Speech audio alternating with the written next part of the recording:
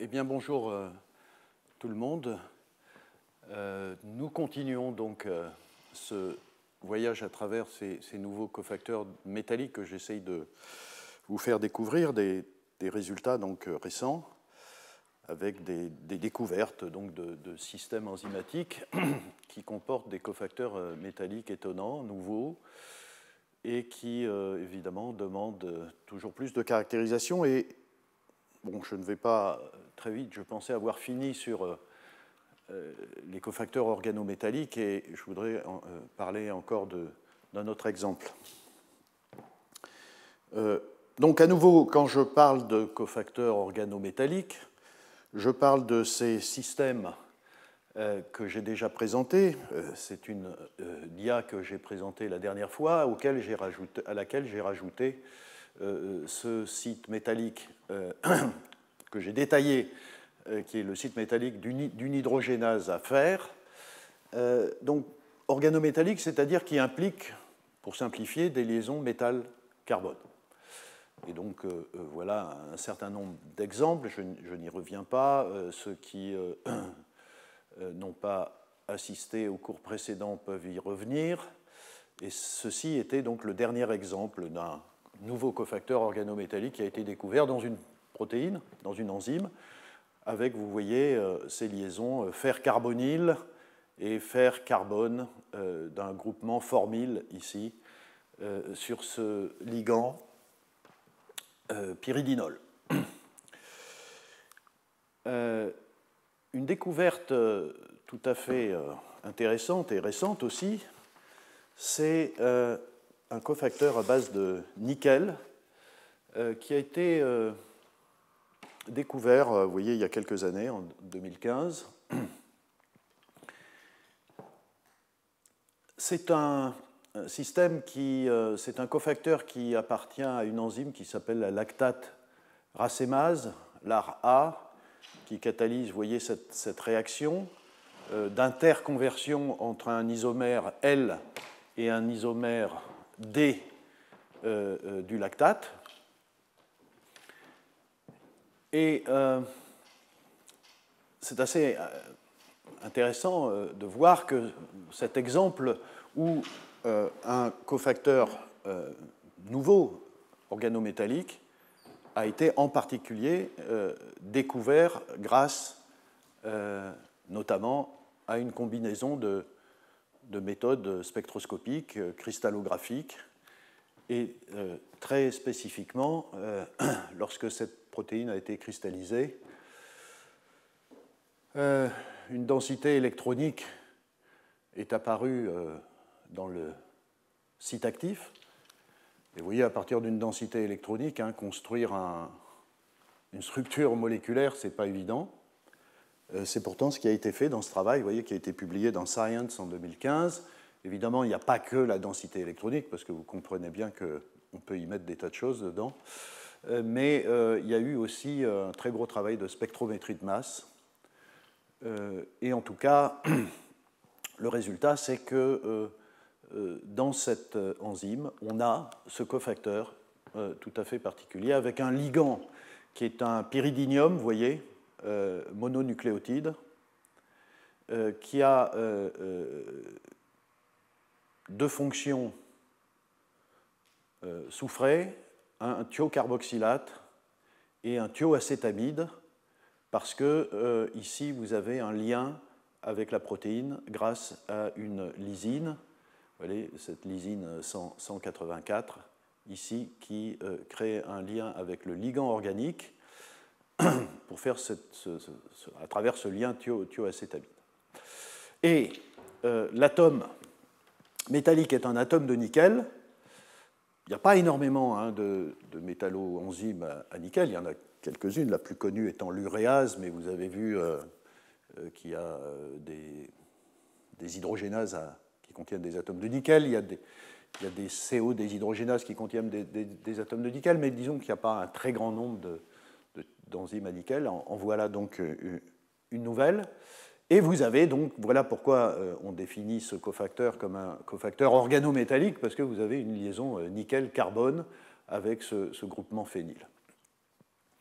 Voilà, on va appeler ce cofacteur NPN, c'est comme ça qu'on l'appelle depuis dans la littérature, nickel pincer nucléotide. Alors pincer, parce que, vous voyez, et j'y reviendrai tout à l'heure, ce type de ligand tridentate qui accroche le métal par cette pince, hein, c'est une sorte de pince, hein, vous voyez ici, eh bien c'est un mode de coordination qui est assez connu en chimie, et vous allez voir ça tout à l'heure. Alors, à partir de là, on peut comprendre la chimie de ces systèmes. Et ce qui est très, très important, c'est, et ça a été montré aussi par mutagénèse dirigée, c'est l'importance de deux histidines, vous voyez, qui sont très proches du cofacteur métallique. À nouveau, vous voyez la lysine qui accroche le ligand organique. Vous voyez cette histidine 174 ici et l'histidine 108. Donc, vous voyez, le cofacteur est entre ces deux histidines qui vont jouer un rôle dans le mécanisme enzymatique. Alors, il y a plusieurs... il y a des discussions sur la façon dont le mécanisme est mis en œuvre. Vous voyez, lorsque vous avez un pyridinium ici, ça fait penser un peu à la chimie du NADH ou du NADPH, qui participe à des transferts d'hydrure, et c'est effectivement ce qui est proposé ici, où vous avez une histidine qui arrache un proton du lactate, et vous avez un départ d'un hydrure. Donc, premier mécanisme qui est proposé, la driving force, c'est le fait que vous avez un groupe pyridinium qui est très attracteur d'électrons. Donc l'hydrure attaque ce carbone et par délocalisation, vous avez la formation, enfin vous avez neutralisation de cette charge et vous avez une sorte d'intermédiaire ici où ce carbone devient sp3 et en maintenant la liaison avec le nickel. Et ensuite, cette hydrure qui, vous voyez, qui était partie sur la partie gauche de la molécule, attaque sur la partie droite avec l'assistance d'un proton qui est fourni par l'histidine qui est de l'autre côté. Voilà. Donc ça, c'est pas de la chimie très très compliquée, mais c'est un mécanisme. Bon, il y a beaucoup de débats, et en particulier, vous voyez, c'est des choses récentes là aussi, il est possible que le nickel intervienne comme site de fixation de l'hydrure à travers un mécanisme qui ressemble un peu à ça, déprotonation et départ de l'hydrure, mais qui vient se fixer sur l'atome de nickel, moyennant que ici on ait une liaison nickel-histidine. Oui, j'ai oublié de mentionner que vous avez une troisième histidine qui joue un rôle très important, puisque c'est un ligand, c'est le quatrième ligand du nickel. Et une fois que vous avez cette hydrure, également assistée par le retour de l'histidine, vous avez le même mécanisme d'attaque de l'hydrure de l'autre côté de l'acétone, et vous faites l'isomérisation du substrat. Voilà. Comme vous l'avez vu, et j'essaye de le montrer le plus souvent, c'est que chaque fois qu'on découvre un nouveau cofacteur métallique, arrive une nouvelle question qui est comment est synthétisé ce cofacteur métallique. Et ça, c'est aussi une question clé de toute la chimie bio-inorganique, c'est la biosynthèse des cofacteurs métalliques, qui implique à la fois des synthèses organiques, parce que les ligands sont nouveaux, donc évidemment, il y a toute une série de gènes qui sont impliqués dans la biosynthèse du ligand, et par ailleurs, évidemment, toute la question du métabolisme du métal, puisque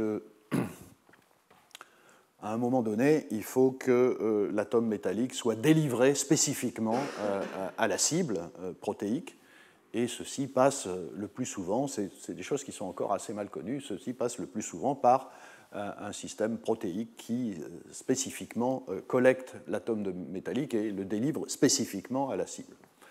Bon, ça, vous voyez, là aussi, à travers une suite de travaux qui se sont étalés durant les dernières années, la question de la biosynthèse du cofacteurs métalliques NPN n'est pas encore très bien comprise, mais ce qui est établi, c'est que le précurseur du cofacteur, c'est cette molécule, NAAD, nicotinique acide adénine dinucléotide. Vous voyez ici apparaître le nucléotide, le pyridinium, et vous avez une fonction carboxylate. Vous avez une première enzyme qui fait une carboxylation de ce noyau aromatique. Et ensuite, vous avez un système enzymatique qui s'appelle LAR-E, qui introduit des atomes de soufre sous la forme de thiocarboxylate. Entre-temps, ici, vous êtes aperçu qu'il y a une hydrolyse ici de cette adénine dinucléotide pour laisser ce nucléotide-là. Une fois que vous avez cette sulfuration, eh bien, vous avez l'introduction de l'atome de nickel par cette protéine LAR-C. Donc vous avez de façon intermédiaire ce cofacteur NPN qui est ensuite introduit dans la protéine. Juste un mot pour dire que j'ai déjà fait cette remarque à plusieurs reprises. C'est toujours assez intéressant et fascinant de découvrir des systèmes enzymatiques, des nouveaux cofacteurs, et de s'apercevoir que les chimistes en avaient fait la synthèse et les avaient étudiés bien avant. La dernière fois, j'avais parlé d'un cluster fer-soufre, je crois que c'était un 8 fer, 9 soufre, que Richard Holm avait synthétisé 20 ans avant et qui est présent dans une protéine. Ici, c'est exactement le cas, c'est-à-dire que vous voyez cette chimie des complexes Pincer métalliques, elle est connue depuis très très longtemps. Je vous invite, vous voyez ici, il y a eu un article de revue sur la chimie de ces complexes-là, et Bob Crabtree est un des grands noms de ce domaine.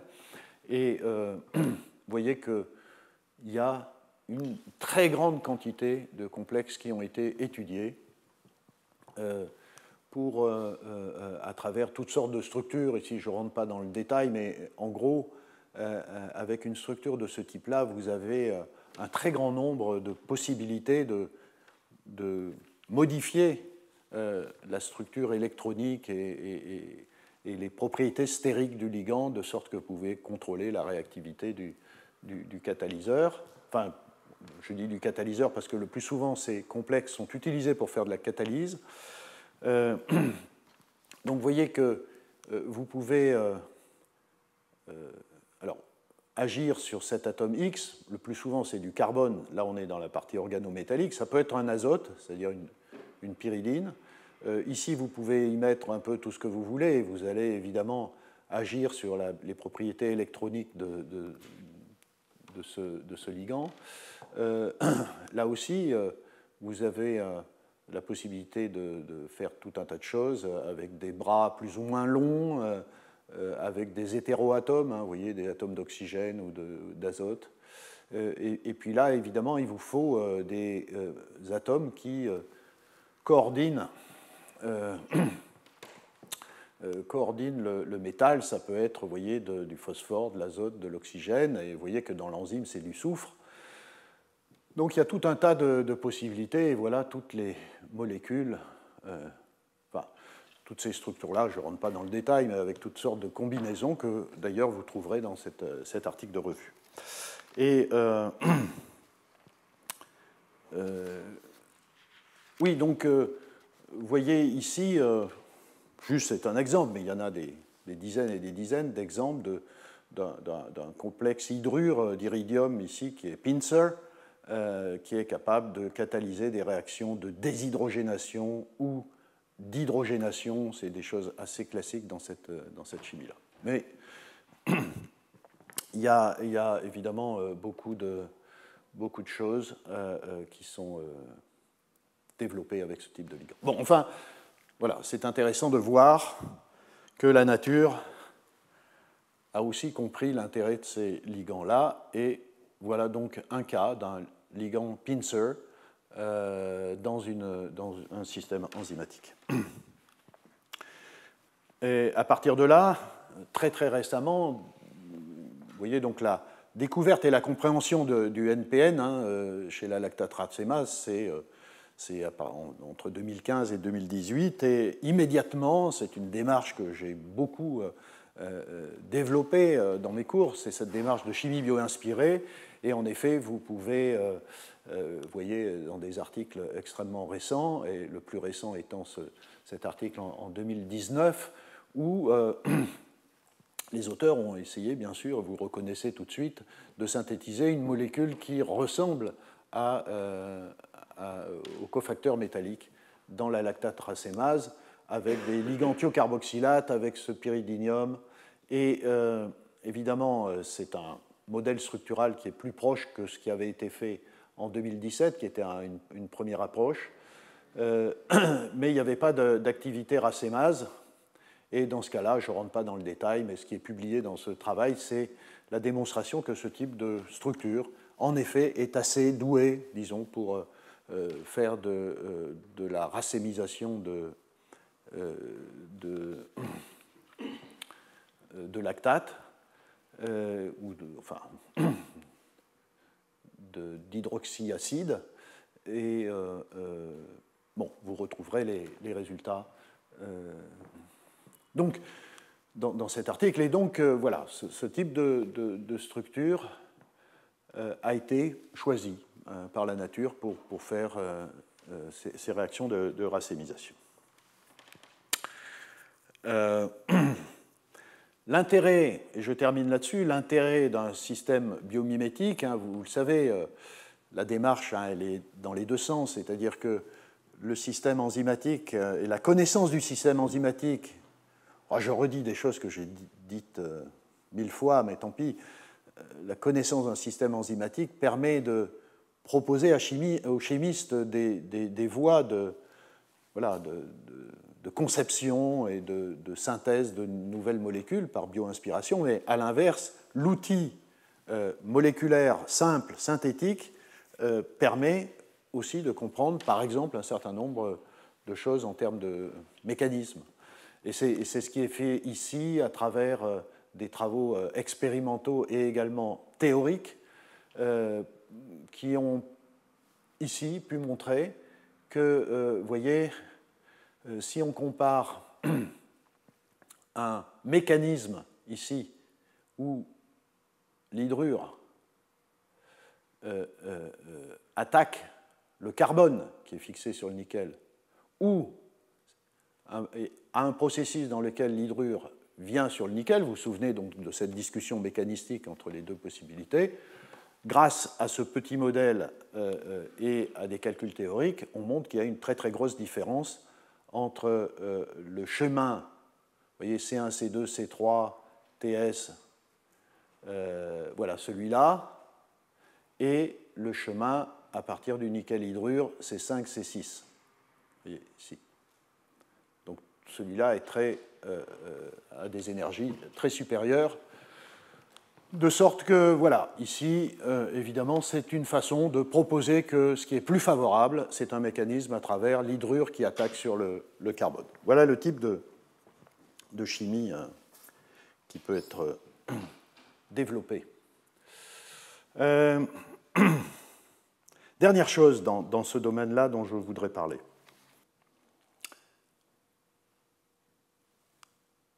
J'ai déjà montré cette image, et comme vous le voyez, la conclusion qu'on en tire, c'est que la chimie bio-inorganique se limite à un certain nombre de métaux. Le vivant a choisi un certain nombre de métaux seulement, et j'ai expliqué lors de mon premier cours quelle était finalement la base rationnelle de ce choix. Et vous voyez qu'on a les alcalins, alcalino-terreux, on a un certain métaux de la couche 3D ici, c'est ceux-là qui sont le plus souvent utilisés. On a du molybdène, on a du tungstène, et puis tout le reste n'est pas utilisé. Ce dont je voudrais vous parler maintenant, c'est de la découverte qu'il y a que la nature a aussi développé des catalyseurs à base de lanthanide. Et ça, c'est vraiment quelque chose qui est assez étonnant, inattendu, mais ce sont des découvertes récentes. Bon, je ne sais pas pourquoi on a pensé que ça n'était pas possible, parce qu'il faut bien voir que des lanthanides, il y en a dans la croûte terrestre. Beaucoup plus qu'on ne pense en général. Hein, mais, et en effet, comme vous vous souvenez, le critère d'abondance est quand même très très important. C'est-à-dire qu'un système vivant, il commence par regarder ce qui est à sa disposition en termes de quantité avant d'aller chercher des choses beaucoup plus rares. Donc c'est pas si étonnant aujourd'hui. Bien sûr, c'est facile de dire ça, mais pendant très longtemps, évidemment, personne n'a regardé de ce côté-là. Juste quelques mots, enfin là, c'est des histoires de textbook, hein, vous allez voir ça dans les bouquins de chimie, mais juste vous rappeler un peu de quoi on parle. Bon, on s'aperçoit que finalement, bon, les plus abondants, ce sont les 4 premiers ici. Donc lanthane, cérium, praséodymium et néodymium. Voilà, ceux-là sont les plus abondants. Vous voyez, 70 ppm dans la croûte terrestre, c'est pas si mal. Les autres, plus on remplit les couches 4F, hein, et moins c'est abondant. Mais on trouve des organismes qui utilisent certains de ces métaux un peu moins abondants. Donc, rappelez-vous simplement, c'est une chimie qu'on connaît en général assez peu.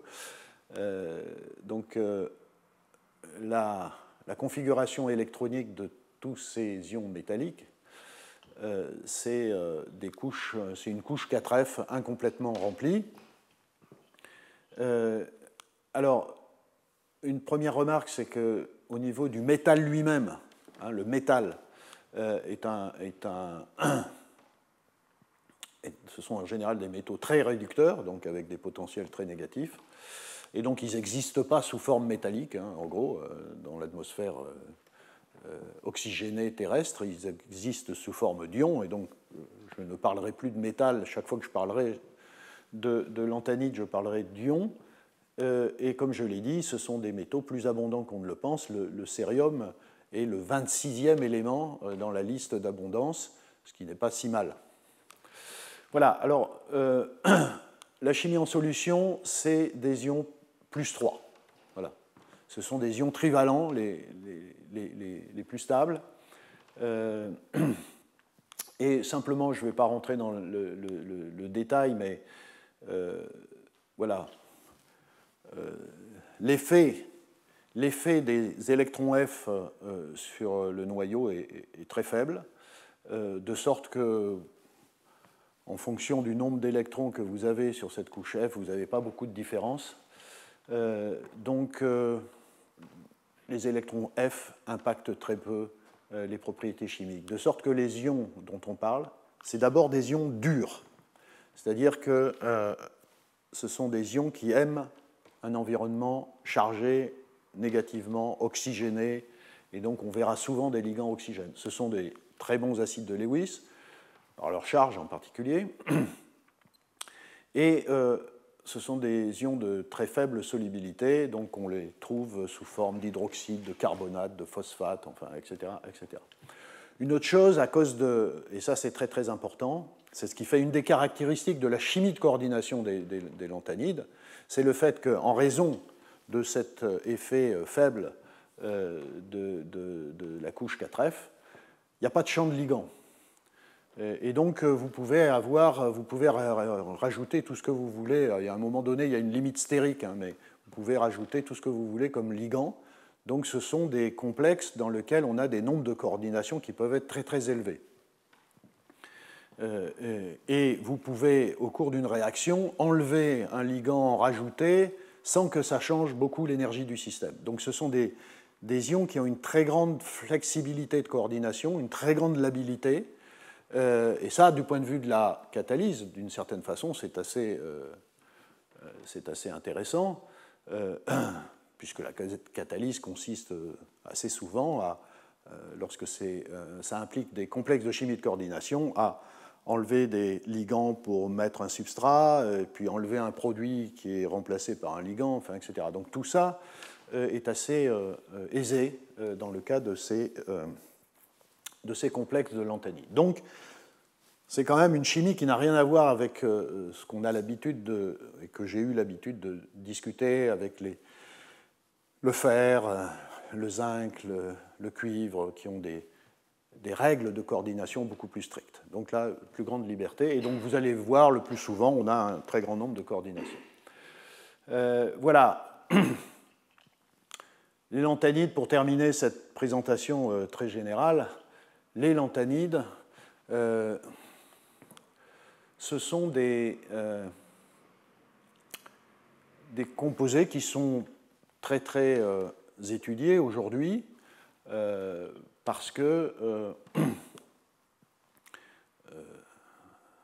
ces ions et les matériaux avec des lanthanides ont des propriétés très très intéressantes du point de vue magnétique, du point de vue de la luminescence. Et aujourd'hui, je ne sais pas si vous avez eu l'occasion hier de regarder, il y avait une émission sur Arte sur le problème des énergies vertes et qui était très axée sur métaux et éoliennes, photovoltaïques, voitures électriques, etc. Et vous avez déjà entendu ça, la question des terres rares et la question des limitations aux ressources métalliques, etc. Mais en effet, dans cette famille-là, il y a énormément d'éléments qui sont de plus en plus utilisés. Et en effet, il y a certains de ces éléments qui sont absolument indispensables au développement des éoliennes, notamment dans les aimants permanents, absolument essentiels au développement de la voiture électrique, parce qu'il y en a dans des batteries, et puis il y a toutes sortes d'applications. Et il y a plusieurs problèmes, d'une manière générale, c'est que, d'une part, il n'y en a pas partout. Donc là aussi, il y a une contrainte extrêmement forte, et dans cette émission hier, on a indiqué les pays qui étaient riches en ces éléments, la Chine en particulier, mais pas que la Chine. Et donc, pour ceux qui développent ces technologies, voitures électriques, éoliennes, etc., et qui n'ont pas ces éléments, évidemment, il y a création d'une nouvelle dépendance. On sort d'une dépendance peut-être du pétrole pour arriver sur une dépendance, sur d'autres. Voilà. Et par ailleurs, donc ce sont des éléments qui posent tout un tas de problèmes dans l'industrie minière, dans le recyclage et dans la récupération. Et ça, vous comprenez très bien pourquoi. À nouveau, bon, il n'y en a pas de très très grosses quantités, ils sont difficiles à extraire, mais surtout, ils sont difficiles à séparer et à purifier, en raison, à nouveau, du fait que lorsque vous avez des mélanges de lanthanides, ils ont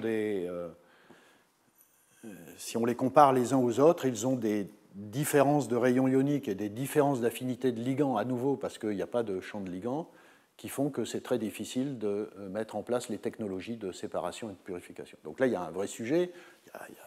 Ça intéresse l'industrie nucléaire depuis très longtemps. Voilà, il y a beaucoup de travaux sur cette question de purification, séparation des lanthanides. Voilà, et le résultat est le suivant, c'est que dans des organismes, notamment le premier résultat, vous voyez, bon, c'est un peu plus ancien, mais c'est 2014. À ma connaissance, c'est la première fois qu'on isole à partir d'une bactérie, celle-ci, Methyloacidophilum fumaroilicum. Donc c'est un méthylotrophe, c'est-à-dire c'est un organisme qui a besoin d'une source de carbone de type méthanol, méthane, en C1. Donc découverte dans des boues volcaniques à pH très acide et pour lesquelles les chercheurs ont démontré la présence en assez grosse quantité de lanthanides, et notamment du cérium et du lanthane. Et non seulement ceci, mais ce qui est montré ici, c'est que la croissance de cet organisme dépend de la présence de cérium. Vous voyez ici un temps de croissance et en fonction de la quantité de cérium, cette croissance est de plus en plus rapide. Donc ça, c'est la première découverte qu'un organisme a besoin d'un lanthanide pour pousser. Assez extraordinaire. Et ce qui a été montré dans le même temps, peut-être il y en a d'autres à nouveau, mais c'est l'isolement et la caractérisation d'une enzyme qui est clé dans le processus de récupération du carbone, dans une étape qui est une réduction du méthanol en formaldéhyde, c'est la méthanol déshydrogénase. Dans la littérature, vous le trouverez sous le nom de MDH ou XOXF.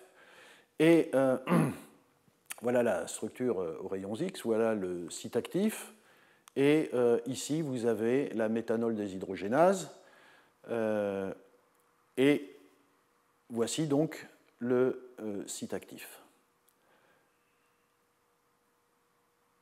Du cérium, mais comme vous allez le voir, à nouveau, parce qu'il y a une flexibilité de coordination et que les ions métalliques de type lanthanide peuvent accéder aux mêmes coordinations, on peut y mettre toutes sortes de métaux lanthanides là-dedans. Mais vous voyez ici 1, 2, 3, 4, 5, 6, 7, enfin combien 1, 3, 4, 5, 6, 7, 8, 9, 10. Il y a une coordination de 10. Hein. C'est vraiment impressionnant. On n'a pas l'habitude, quand on fait de la chimie de coordination, de penser que ceci est possible, mais ce sont des ions évidemment gros. Et donc voilà toutes les coordinations. Et comme vous le voyez, à part un atome d'azote ici, c'est que des oxygènes. Hein. C'est à cause de la dureté de ces ions. Donc des carboxylates, une asparagine, et là, il faut mentionner ce cofacteur qui est une quinone, vous voyez, qui est un cofacteur qui est utilisé dans d'autres systèmes enzymatiques, hein, et qui fournit, là aussi, vous voyez, c'est un ligand de type pincer, sauf que ce n'est pas organométallique ici, puisque tous les ligands de ce métal, tous les atomes ligands sont des hétéroatomes, azote ou oxygène. Ce n'est pas la même chose que le NPN où il y avait un carbone, hein, donc je n'identifie pas ça comme un cofacteur organométallique. Mais c'est un pincer. Hein, vous reconnaissez ceci. Voilà, donc ça c'est une première découverte. Et en fait, voilà ce qu'on voit tout de suite, hein, pour ceux qui connaissent la chimie de déshydrogénase de méthanol, eh bien c'est que ce n'est pas la première méthanol déshydrogénase. Il y a des méthanols déshydrogénases qui sont connus depuis longtemps, mais qui sont à base de calcium. Et là, vous voyez une enzyme, une méthanol déshydrogénase à base de calcium, avec une coordination un peu moins forte, mais là aussi le même type de coordination et le même cofacteur PQQ. Et cette enzyme-là, à nouveau, j'ai mis du lanthane, mais ça peut être du cérium, donc comme je vous l'ai dit, c'est fonctionnel avec différents ions lanthane.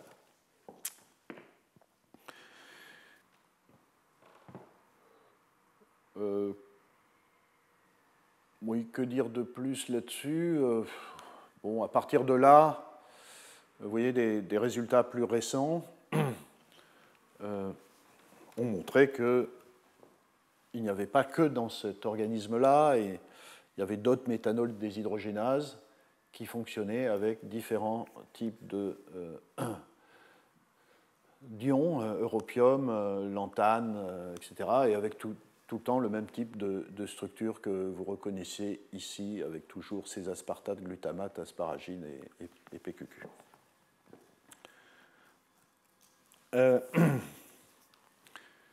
Du point de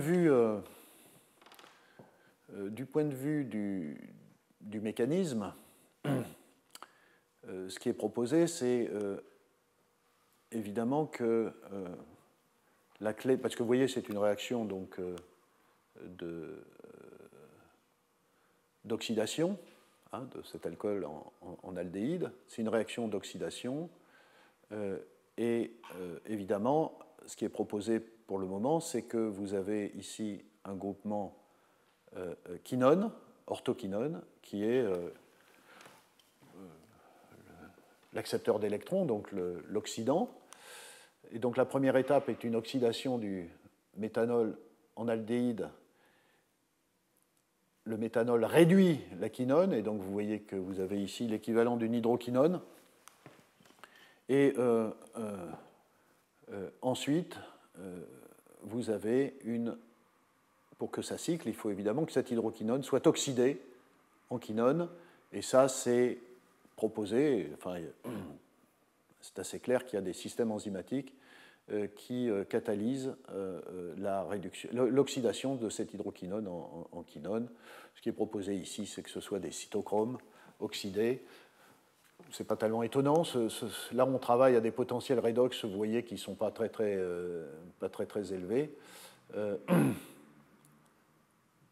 Donc, cette oxydation est relativement facile.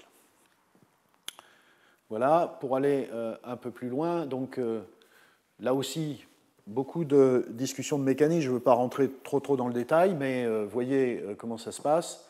Ce qui est proposé, c'est que vous avez une déprotonation du méthanol. Donc, évidemment, ici, quel est le rôle du métal, hein?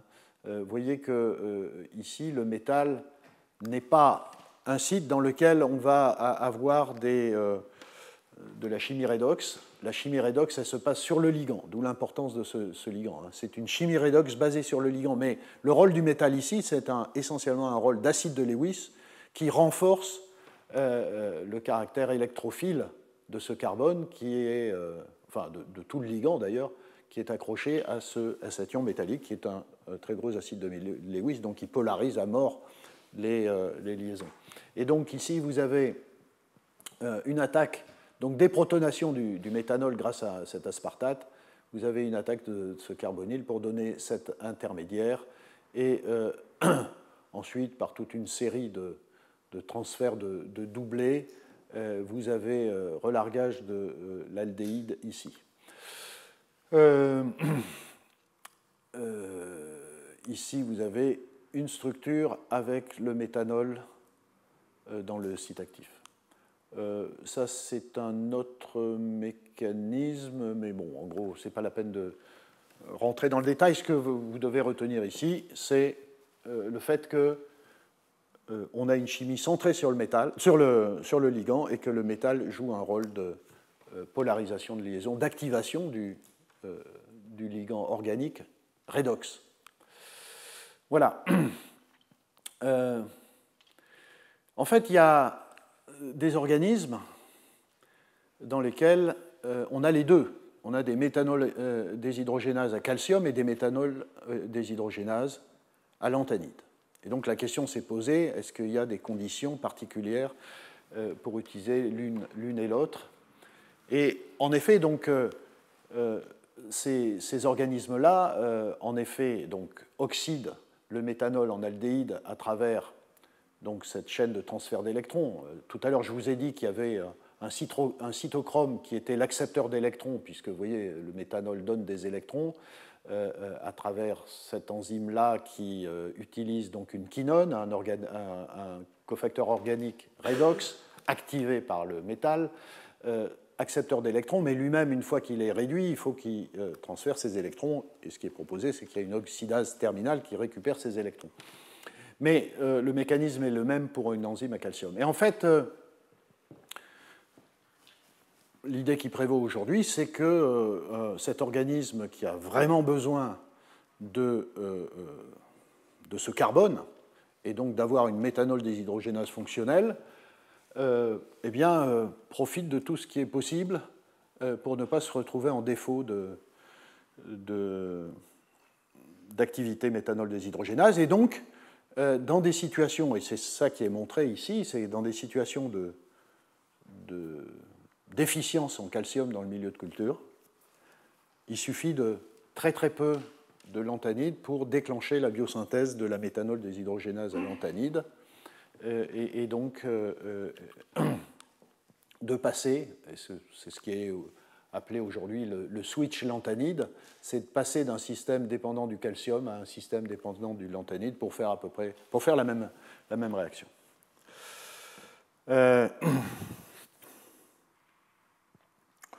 Alors des switches métalliques, ici des switches métalliques, c'est pas nouveau, hein, ça existe, ça a été montré dans des tas de situations. J'en profite parce que, juste pour vous montrer un exemple, un switch métallique qui est bien connu, et ça existe dans des tas de systèmes enzymatiques, c'est le switch entre fer et cuivre. Dans l'évolution, vous savez, le fer et le cuivre, je l'ai déjà dit, ce sont des métaux qui sont très comparables, qui ne sont pas arrivés. Ils sont très comparables parce qu'ils font de la chimie redox à des potentiels un peu différents, mais en gros, ils font de la chimie redox, et d'ailleurs, vous trouvez des réactions chimiques dans le monde vivant qui sont aussi bien catalysées par du cuivre que par du fer, que ce soit des monooxygénases, des dioxygénases, des systèmes de transfert d'électrons, enfin, etc., etc. Et en effet, les organismes utilisent, un même organisme utilise du fer et du cuivre pour faire la même chose, et évidemment, c'est une façon de répondre à la déficience d'un des métaux dans certaines situations. Ici, c'est juste pour vous parler à nouveau d'un système de type méthanotrophe, méthylotrophe, donc les systèmes à nouveau, les micro-organismes qui ont besoin, qui poussent sur du C1, méthane ou méthanol, ici méthane, ont besoin d'une enzyme qui est la méthane monooxygénase, qui transforme, donc l'étape avant, méthane donne méthanol, avant de faire méthanol donne aldéhyde, etc. Eh bien, voilà, c'est tout à fait connu que les organismes qui sont des méthylotrophes ont deux enzymes de type méthane monooxygénase, qui sont d'une très grande complexité, qui sont encore très très étudiées, une à cuivre et une à fer. Et celle à cuivre, il ne s'agit pas ici de... Je montre cette image, mais ça n'a pas beaucoup d'intérêt pour mon discours, c'est juste pour dire qu'il y a plein de switches métalliques dans les systèmes vivants, et que ici c'est un cas où, lorsque la concentration de cuivre baisse dans le milieu, il y a un système de secours, qui est le système à fer. C'est exactement ce que je voulais raconter sur le fer et sur le lanthanide switch. Oui, alors pour finir, on est très très loin d'avoir tout compris, évidemment. Tout ça est nouveau, hein, pour les lanthanides. Donc, comment les lanthanides, les ions lanthanides pénètrent à l'intérieur de la cellule, comment ils sont transportés, comment ils sont reconnus, enfin, comment une enzyme telle que la méthanol déshydrogénase reconnaît spécifiquement tel ou tel lanthanide, ou en tout cas un ion lanthanide et pas du calcium, comment le site actif est assemblé, à nouveau, la biosynthèse du site actif. Et puis toute la question, oui, en effet, du métabolisme des lanthanides, comment tout ça est contrôlé. Donc là, c'est des questions où on ne sait pratiquement rien. Et donc il y a simplement, vous voyez, des recherches très, très, très récentes. Donc il n'y a pas très longtemps, a été découverte ce qui a été appelé une LAN moduline, par homologie avec la calmoduline. Alors, la calmoduline, c'est une protéine qui est connue depuis très très longtemps, qui est parfaitement caractérisée. C'est l'enzyme de... Pardon, c'est pas une enzyme, c'est une protéine de transport du calcium, très abondante, enfin, etc. Bon, il s'avère qu'il y a de très grandes homologies structurales, et voilà la LAN moduline. À nouveau, plusieurs sites de fixation des ions, et à nouveau une coordination ici, vous voyez, 3 et 3,6 et 3,9, coordination 9, uniquement oxygénée, tréonine, des aspartates et un glutamate. Voilà, donc ça, ce sont des choses qui ont été découvertes récemment, donc il y a probablement des protéines de transport des lanthanides. Donc voilà. Il y a tout un tas de questions. Pourquoi ces choses-là sont intéressantes? Bon, d'abord, parce qu'on ne sait pas très bien comment ça fonctionne. Ces protéines sont capables de fixer aussi bien d'ailleurs des ions lanthanides que du calcium. Hein. Donc, il y a des changements conformationnels de la protéine en réponse à la fixation de l'ion, il y a des nombres de coordination donc plutôt élevés. L'ANM, l'anmoduline, répond à des concentrations extrêmement faibles d'ions. Est-ce que ce sont des senseurs de lanthanide? C'est-à-dire, vu leur extrême sensibilité à la fixation des lanthanides, ça peut être des senseurs qui déclenchent des processus ensuite liés à la présence de la lanmoduline. Elle est surexprimée en présence de lanthanide. Et par contre, elle n'est pas essentielle, en tout cas, pour le moment. Alors, c'est extrêmement important de comprendre ça. À nouveau, je vous ai indiqué la difficulté de trouver des systèmes de complexation très, très sélectifs de ces ions. Donc, si par exemple, ici, et c'est le cas, vous voyez, l'anmoduline répond à des picomolaires d'ions. Donc, si on arrivait à comprendre ce qui fait la base de cette très grande sélectivité ou affinité pour des ions, il y a beaucoup de gens qui travaillent avec l'idée d'utiliser ces connaissances pour peut-être mettre au point des chélateurs, des complexants de ces ions qui pourraient être utilisés dans une approche chimique pour l'extraction de ces ions et la récupération et le recyclage. Voilà.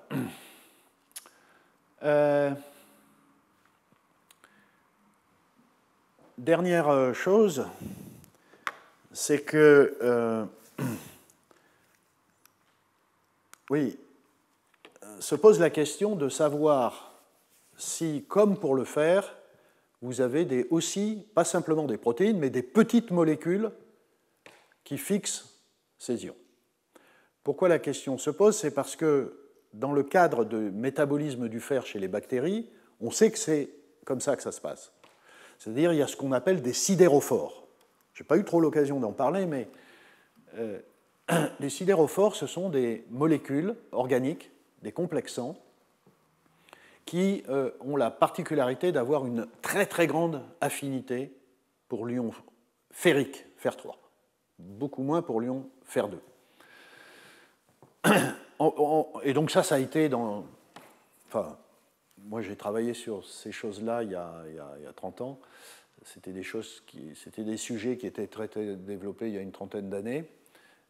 Autour de la complexation, autour du métabolisme du fer, et les chimistes évidemment étaient très très intéressés par cette chimie-là parce que ce sont, même si elles sont un peu grosses, ce sont quand même des petites molécules, et il y avait toute la physico-chimie de ces molécules et des complexes de fer associés. Et ça, vous voyez, ce sont deux exemples très connus de sidérophores qui sont synthétisés par la bactérie pour aller chercher du fer très peu soluble. Vous savez, le fer 3 est très peu soluble, et le fer il existe sous forme d'oxyde, d'hydroxyde, et les bactéries qui sont dans ces milieux se retrouvent confrontées à des concentrations de fer extrêmement faibles, et donc il faut, pour aller les chercher, des affinités extrêmement fortes pour le fer. Et donc les bactéries ont développé ces molécules qui ont des très très grandes affinités, qui doivent s'opposer à la constante de précipitation du fer. Vous voyez, ce sont des ligands hexadentes. Ici, vous avez des fonctions, donc vous avez un chélateur ici, bidente, 3 x 2, 6. Alors, vous savez que le fer, dans le cas du fer, c'est différent des lanthanides, donc une coordination 6 est essentielle pour faire un bon ligand.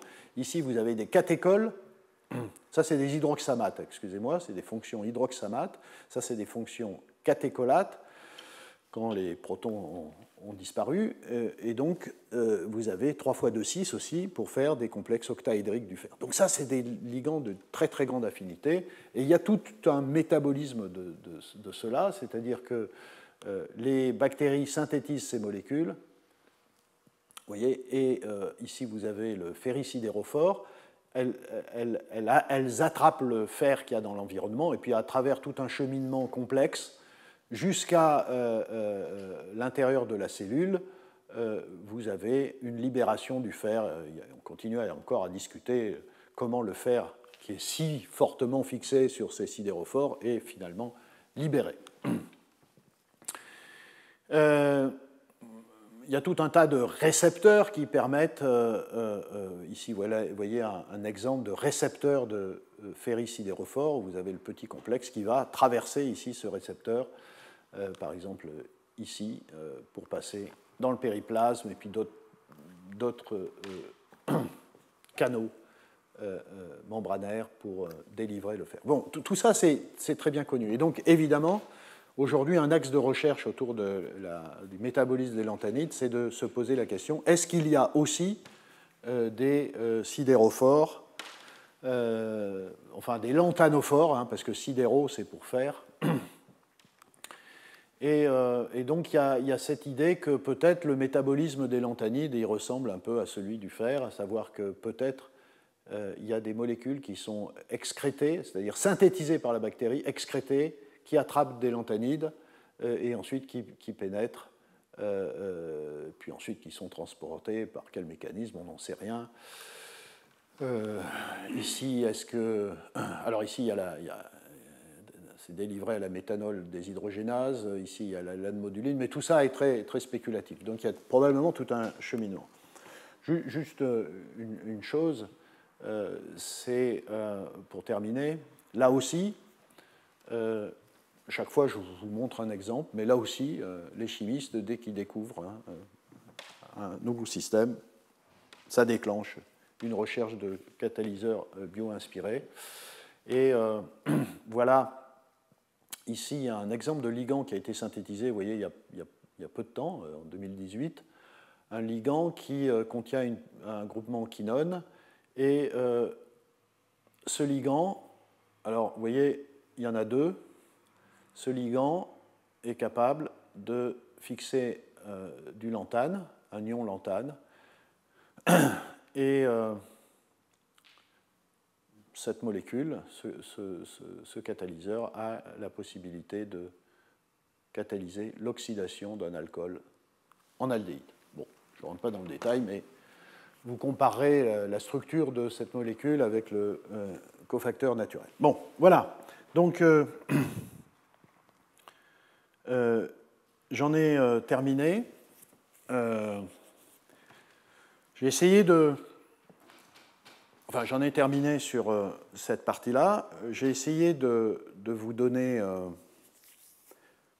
enfin, de façon la plus exhaustive possible, ce qui m'est apparu comme très nouveau et à la fois intéressant du point de vue de la découverte de nouveaux cofacteurs métalliques. Mon message, c'est au fond que non, l'enzymologie n'est pas morte. On continue, enfin, non seulement à découvrir de nouveaux systèmes enzymatiques, mais en permanence, on découvre de nouveaux systèmes organométalliques, bio-inorganiques. Et ça ouvre tout un tas de questions. Vous voyez, j'ai terminé sur ces histoires de lanthanides. C'était quelque chose qui, il y a quelques années, était impensable et qui maintenant ouvre des tas d'horizons à la fois pour les chimistes, les biochimistes, mais aussi pour les microbiologistes, comme vous pouvez le comprendre. Voilà. Juste quelques minutes. Alors, je suis allé beaucoup moins vite que ce que j'avais prévu, mais ce n'est pas grave. Donc, la semaine prochaine, je vous parlerai de cette molécule dont j'ai déjà parlé à une ou deux reprises, mais à nouveau pour vous montrer, là aussi, à quel point, sur un cofacteur organique biologique absolument essentiel, on découvre tout un tas de choses nouvelles, d'activités enzymatiques nouvelles et de chimie nouvelle. Juste, je vous invite à Chris Walsh, c'est vraiment un très grand nom de la chimie biologique. Et ça, c'est une revue extrêmement intéressante en 2018 où, en gros, voilà, il identifie ces 8 molécules, NADPH, isopentényl, pyrophosphate, acétyl-CoA, l'oxygène, l'ATP, la S-adénosylméthionine, carbamoyl phosphate, UDP-glucose, comme les 8 molécules essentielles du métabolisme, autour desquelles tout se construit. Je pourrais, on pourrait faire un cours sur chacune de ces molécules. Je ne vais pas le faire. Vous comprenez certaines immédiatement, hein, que ce soit l'oxygène, que vous connaissez bien, l'ATP. Peut-être que vous connaissez un peu moins le carbamoyl phosphate ou l'UDP-glucose et ce que ça fait dans une cellule. Bon, moi j'ai choisi parce que, comme vous le savez, par rapport à certains cours précédents, c'est une molécule sur laquelle on a pas mal travaillé. Donc c'est la S-adénosylméthionine. C'est cette petite molécule qui est au fond, il est assez habituel de dire que cette molécule est présente sur la planète depuis très très longtemps, depuis le début de la vie, d'une certaine façon, et que c'est un descendant d'un monde ARN-protéines, puisque vous avez ici l'association d'un ribonucléoside avec un acide aminé qui est la méthionine. Et en tout cas, ce qui est important, c'est de bien noter la particularité de cette molécule. C'est un sulfonium, S+, et c'est ça qui va donner toute la richesse de cette molécule. La S-adénosylméthionine est connue depuis très très longtemps comme étant un agent méthylant. Lorsque la nature veut faire des réactions de méthylation, je veux dire dans la très très grande majorité des cas, c'est la S-adénosylméthionine qui est le donneur de méthyle. Évidemment, avant d'avoir la SAM, il faut le synthétiser, donc il y a des SAM synthèses, mais en gros, vous voyez, à cause de ce sulfonium, ce méthyle-là est extrêmement électrophile, et donc n'importe quel nucléophile peut attaquer ce méthyle et libérer la S-adénosyl homocystéine, qui est celle-là, après avoir méthylé le nucléophile. Puis ensuite, bon, évidemment, ceci est une sorte de déchet de la réaction, et il faut le récupérer, c'est ce que fait toujours le vivant. Il y a toute une série de systèmes enzymatiques, et en particulier cette enzyme extrêmement importante qui est la méthionine synthase, qui synthétise la méthionine à partir de l'homocystéine. Bon. Et grâce à cette réaction-là, et je n'en dirai pas plus parce que tout ça est très très bien connu, c'est pas nouveau, et je ne veux m'attarder que sur des choses nouvelles, ces nucléophiles, ça peut être tout et n'importe quoi, ça peut être des polymères, ça peut être de la méthylation d'ADN, de la méthylation d'ARN, de la méthylation de protéines, de lipides, de polysaccharides, enfin il y a tout ça. Et ça peut être aussi des petites molécules, des acides aminés, des sucres, des nucléosides, etc. Donc tout ça est parfaitement bien connu.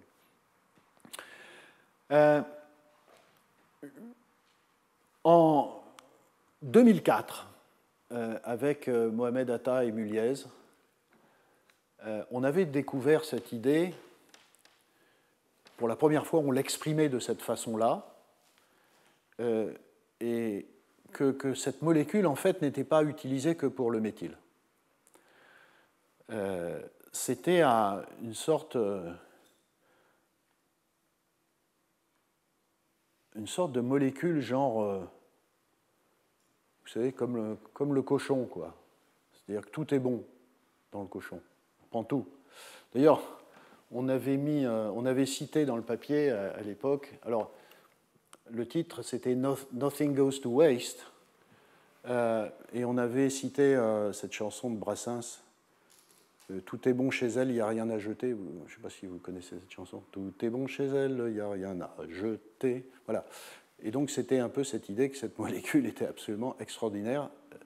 Ce n'est pas souvent le cas, on pourrait se demander pourquoi, parce que la nature fait usage extrême de la petite quantité de molécules à sa disposition, mais là c'est le cas. Et donc la prochaine fois, non seulement je vous dirai où est-ce qu'on en était en 2004, au niveau de comment on utilise la SAM, et vous raconter tout ce qui est arrivé après, et notamment tout récemment, en termes d'utilisation de la SAM. Juste ici, et vraiment je termine sur cette dia, vous voyez que donc ce méthyle est utilisé pour faire des méthylations, mais ça peut être utilisé pour faire des groupements méthylènes après réaction sur une double liaison. La partie amine, juste le groupement amine est utilisé ici dans cette réaction. Le ribose de la SAM se retrouve ici, dans un ARN, modification d'une base d'ARN. La partie, vous voyez, carboxylate 2, 3, 4 se retrouve dans cette molécule qui est l'aminocyclopropane carboxylique acide, qui est une molécule extrêmement importante chez les plantes. Un autre dérivé de ce groupement-là est ici, les N-acyl-homocérine-lactone, qui sont des molécules extrêmement importantes sur ce qu'on appelle le quorum sensing, c'est la façon dont les bactéries communiquent. Vous avez aussi, ce groupement se retrouve dans des modifications de base d'ARN. Après des carboxylations, ce truc-là se retrouve aussi dans la spermidine. Bon, voilà. Tout un tas de... tous les morceaux, enfin presque tous les morceaux de cette SAM ont constaté à ce moment-là qu'elle se retrouvait dans tout un tas de métabolismes. Et je vous raconterai la prochaine fois tout ce qui est arrivé depuis et tout récemment sur des nouvelles chimies de SAM qui sont tout à fait intéressantes. Voilà, je m'arrête là, ça fait 1 heure à peu près, et je vous remercie.